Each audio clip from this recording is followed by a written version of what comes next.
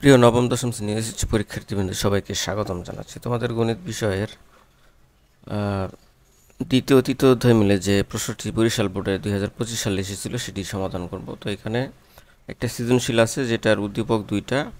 তো 1 নম্বর উদ্দীপক থেকে এখানে ক আর খ সমাধান করতে হবে। এটা হচ্ছে 2.2 এই অনুশীলনী থেকে আসছে, এটা অর্থাৎ ফাংশন অধ্যায় থেকে। আর গ নম্বর যেটা, সেটা তৃতীয় অধ্যায় মান নির্ণয় সংক্রান্ত এবং ঘন নির্ণয়ের সূত্র প্রয়োগ করে এটা করতে হবে। তো এটা আমি সমাধান করে দিই। তো এখানে কতে বলেছে যে f(-2) এর মান নির্ণয় করো। তো এটা যে ফাংশনটা দেওয়া আছে f(x = 5x - 7 / 2x - 3), এই ফাংশনে x এর জায়গায় -2 বসাতে হবে। খুবই সহজ। এখানে f(x = 5x - 7 / 2x - 3), তো জাস্ট এখানে x কে সরিয়ে সেই জায়গায় আমরা -2 বসাবো। তাহলে সুতরাং f(-2) = 5 × -2 - 7, 2 × -2 - 3। তাহলে 5কে 2 দ্বারা গুণ করলে 10 হয়, আর প্লাস মাইনাসে মাইনাস হবে। তাহলে -10 - 7 থাকে উপরে, আর নিচে থাকে -4 - 3। তাহলে দুটাই যেহেতু একই চিহ্ন বিশিষ্ট, এই জন্য এখানে আমাদের যোগ করতে হবে। তাহলে এখানে 17 আর নিচে হচ্ছে -7। তাহলে দুটা মাইনাস ভাগের বেলায় যদি একই চিহ্ন থাকে তাহলে প্লাস চিহ্ন হয়, অর্থাৎ এখানে দুটাই মাইনাস আছে, এই জন্য প্লাস হবে। তাহলে 17/7 এটা হচ্ছে অ্যান্সার। খুবই সহজ, আশা করি তোমরা বুঝতে পেরেছো। এবার খ নম্বরটা সমাধান করব যে f(x + 2 / f(x - 1 = 2) হলে x এর মান নির্ণয় করো। অর্থাৎ এখানে এই যে f(x) এর জায়গায় এই যে এটা বসাতে হবে। তো দেওয়া আছে, এখানে লিখি আগে যে f(x = 5x - 7 / 2x - 3). তাহলে এখানে f(x + 2 / f(x - 1 = 2) লিখব, এবং f(x) কে সরাই আমরা এই যে এটা বসাবো। তাহলে দেখো, জাস্ট f(x) এর পরিবর্তে আমরা এই যে 5x - 7 2x - 3 5x - 7 2x - 3 এটা লব এবং হরে এখানে বসিয়ে দিলাম। তো এখন উপরেরটা যদি আমরা ক্যালকুলেশন করি, দেখো যে 5x - 7 / 2x - 3 প্লাস এখানে 2 থাকে। তাহলে দেখো, এটা একটা ভগ্নাংশ, আর এটার নিচে মনে মনে একটা 1 আছে। তাহলে যেহেতু ভগ্নাংশের যোগ বিয়োগ থাকলে আমাদের লসাগু নিতে হয়, হরগুলো লসাগু, অর্থাৎ 2x - 3 = 1। তাহলে এটার লসাগু কী হবে? তাহলে যদি কোনো রাশি দিয়ে বিভাজ্য না হয়, তাহলে আমাদের গুণ করে লিখতে হয়, অর্থাৎ 2x - 3 এর সাথে 1 গুণ। তাহলে কি হবে? 2x - 3 হবে। তাহলে আমরা লসাগু লিখব 2x - 3। এখন লসাগু যেটা হবে সেটা হর দ্বারা ভাগ দিতে হবে।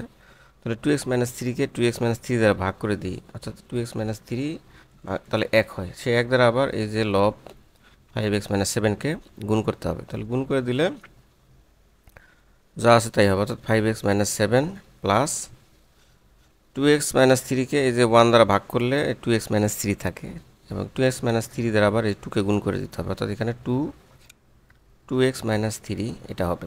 তারপর একটা হিসাব করি, 5x - 7 প্লাস এই 2 দ্বারা গুণ করে দিলে 4x প্লাস মাইনাস 6, আর নিচে থাকে হচ্ছে 2x - 3। এটার আরেকটা লাইন আমরা করি এখানে। তাহলে দেখো, এটা 5x আর এটা 4x, তাহলে এখানে 9x হচ্ছে যোগ করে দিলে, আর এখানে -7 -6, তাহলে -13, আর নিচে থাকে 2x - 30। তাহলে দেখো, এই উপরের কাজটা কিন্তু আমাদের এটুকু করতে হবে, নিচে ঠিক একইভাবেই এটাই করা লাগবে। তো পরের লাইন আমরা যাচ্ছি এখানে।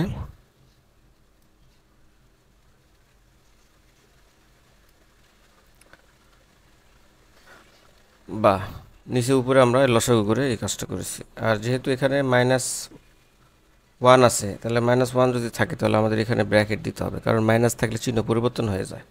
এখন আমাদের এই যে দেখো, এটা একটা ভগ্নাংশ, আবার নিচে এটা একটা ভগ্নাংশ, আর ভগ্নাংশ থাকলে এটা গুণ হয়ে উল্টে যায়, নিচেরটা লব হর, হর লবে চলে যাবে। তাহলে এই দুটো একই রকম, এই জন্য এটা বাদ হয়ে যাবে।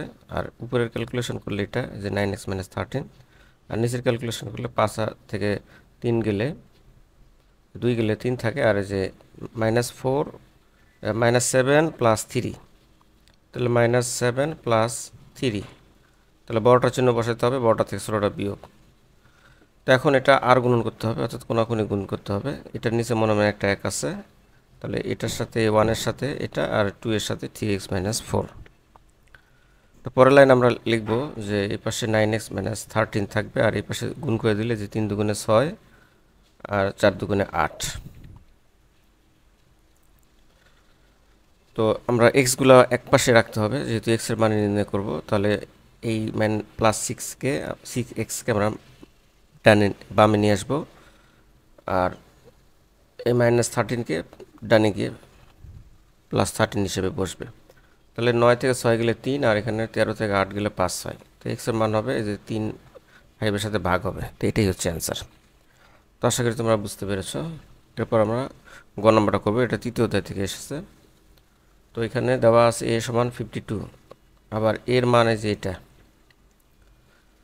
অর্থাৎ আমরা m³ প্লাস 1/m³ সমান 52 পেলাম। এখান থেকে আমাদের m = 2 + √3 বের করতে হবে। প্রথমত আমাদের এটার লসাগু নির্ণয় করতে হবে। তো লসাগু হচ্ছে m³ দ্বারা m³ গুণ করলে m⁶, তারপর এখানে +1 থাকে। এটা তোমরা অলরেডি বুঝে গেছো এটা কীভাবে হলো। এরপরে আমরা এই যে m³ দ্বারা গুণ করে দেবো, আর গুণন করে।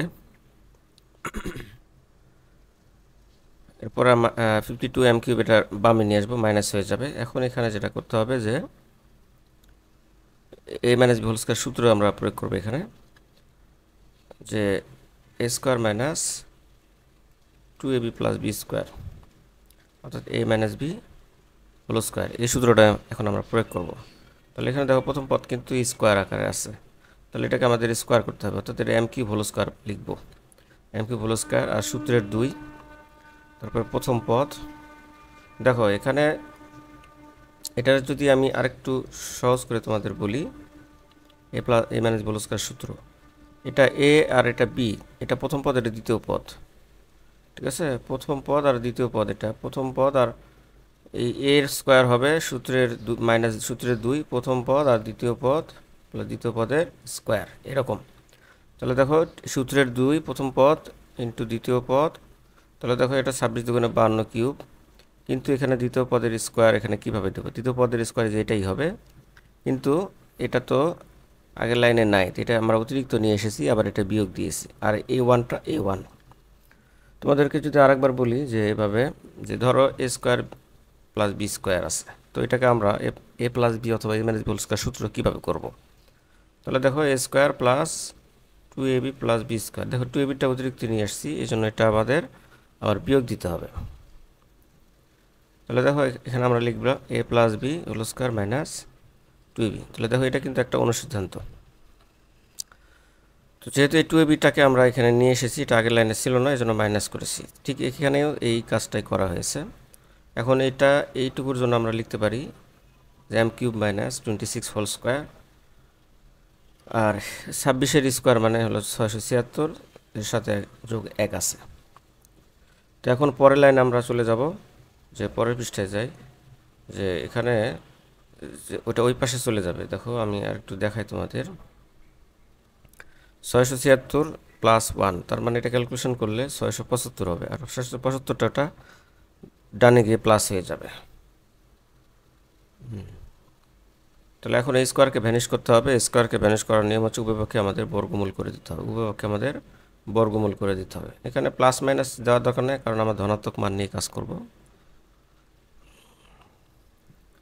এখন এই যে 675কে ভাঙাতে হবে, কীভাবে ভাঙাবা? দেখো 675, তো 675কে আমাদের মৌলিক উৎপাদকে বিশ্লেষণ করতে হবে। আগে মৌলিক সংখ্যা দিয়ে ভাগ দিতে হবে, অর্থাৎ 2 3 5 7 ইত্যাদি দিয়ে। 2 দিয়ে ভাগ যাবে না, কারণ একক স্থানে জোড় সংখ্যা আছে। 3 দিয়ে যেতে পারে, তাহলে আমরা যদি 3 দিয়ে দেই, তাহলে 6 7 13 আর 18, 3 দিয়ে ভাগ করা যাবে। 3 দিয়ে ভাগ করলে এখানে কত হয়?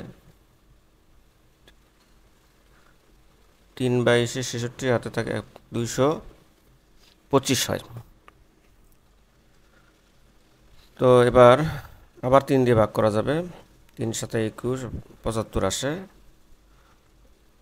আবার 3 দিয়ে যাবে, তো এখানে 25 আসে। আবার 5 দিয়ে যাবে।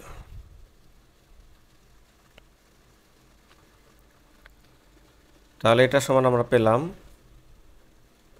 3 গুণন 3, 3 গুণন 5 গুণন 5। দেখো উৎপাদক বিশ্লেষণের জন্য যদি যদি বর্গমূল বের করতে চাই তাহলে এক জোড়া থেকে একটা নিতে হয়, অর্থাৎ এখানে 3 আর এখান থেকে 1। কিন্তু এই যে এই 3টা হলো বিজোড়, মানে এটার সাথে জোড়া নাই, তাহলে এটা রুট আকারেই থাকবে। এটা 3 হবে এটা।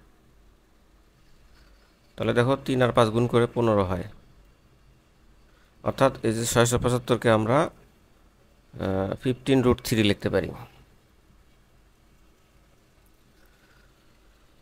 এরপরে -26কে আমরা ডানে পাঠিয়ে দেবো, প্লাস হয়ে যাবে। এখন আমরা টেকনিকটা হচ্ছে এই যে যেটা দেওয়া আছে সেখান থেকে আমাদের শুরু করতে হবে, অর্থাৎ আমরা দুইটা লাইন এখানে গ্যাপ দিব।